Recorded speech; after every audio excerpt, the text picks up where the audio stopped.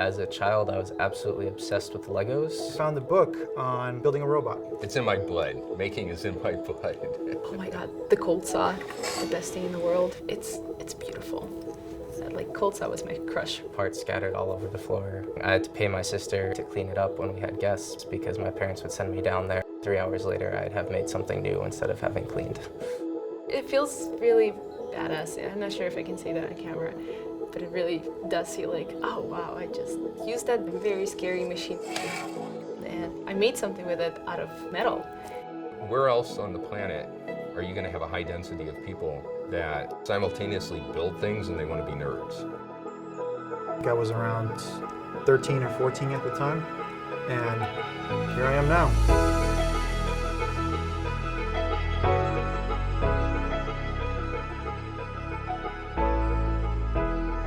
MIT students are the craziest, and I mean that in a good and loving way, the craziest bunch of people that I have ever had to work with. I mean, like, students that said they were going to design a gadget that Batman has to climb up walls, like to climb up 3 stories in a few seconds. And you think, well, that's crazy talk. And then 3 months later, they have the prototype built and they demonstrate it. The students are everything in a makerspace. One of the mentors actually, I was sitting in MakerWorks complaining about how my fish tails are not turning out well, and he's like, I can help you out with that. Turns out he had like a lot of experience with molding out stuff. So he told me like, oh, this is how you wanted to make it, this is where the air vents have to be, and then actually showed me how to 3D print. And now I'm on the laser cutting team myself, which is kind of funny. MakerWorks is run by graduate students, and the key decision there was to have a makerspace where students could be advised by people that were not only expert makers, but they were also degreed engineers. So they could help you, and this is very important at MIT, they could help you make something, but they could also help you make good decisions about how you engineer and manufacture something. The hands-on component is essential. I mean, that's one of the reasons why I came to MIT. I mean, our motto is mens et manus, mind and hand. You need both. What we know from students getting hands-on education, it totally changes the way that you learn, and it transforms the way that you think. Making and engineering go hand in hand. You can't engineer something if you don't think through the full process. I think that's because you're only a half-complete engineer if you only ever focus on the design without ever thinking about how you're physically going to implement it. I will tell you this, that many people here at MIT thought that students did not have what it took to set up a facility like that, to run a facility, to keep it running. They have come up with things in the MakerWorks that other facilities across campus have adopted. They have schools from across the globe ask them to use their material. 2 best practices that stand out in my mind as the most important.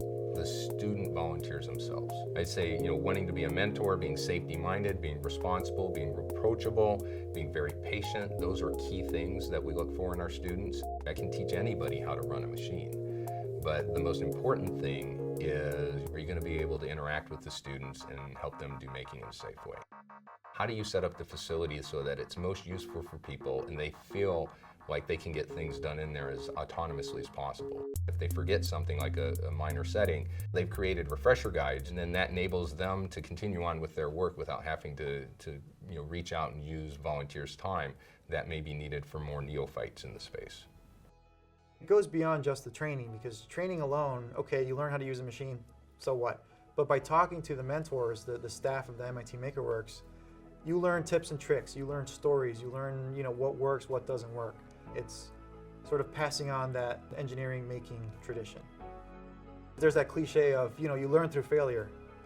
The trick is you learn through other people's failures, because then you don't have to make as many failures yourself, right? I mean, you're still going to fail eventually, but at least you can sort of speed up the process by learning from other people's mistakes.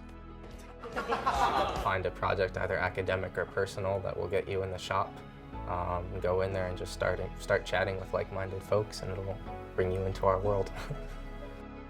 Some of the students find this to be the place where they really experience MIT. In a way, it's oddly therapeutic. There's something to be said about the benefit of just being behind like a mill for 3 hours cranking out a part. Now you have something that you can hold and be like, I designed it and I made it. Did you ever build that robot? I did. I actually still have it. I kept it all these years. And I still have it with me as a reminder of my roots, where I came from. Here.